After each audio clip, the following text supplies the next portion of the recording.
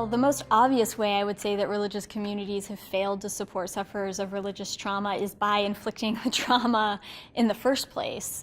And what is particularly difficult about religious trauma is the way in which the religious context, the theological framework, the sorts of ideas and concepts, beliefs that the community holds often make it difficult for people who are being traumatized to recognize what's happening to them as abuse, as a form of trauma, as something that is problematic at all.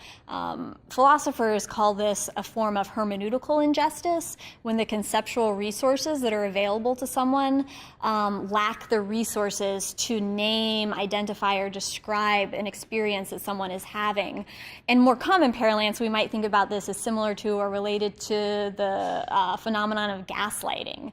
So someone who's being harmed by a religious community may not know it. They may think of it as discipline or a religious authority using their God-given authority to behave in these particular ways. So that's one way that communities have failed, but I think it also points to a way that communities can do better, and that is to help people who have experienced this develop theological concepts and ideas and beliefs that would help them counteract the hermeneutical injustice that they've experienced. So the idea of spiritual abuse is often world-changing for someone who's experienced spiritual abuse, because now they have the vocabulary to describe it. Or gaslighting.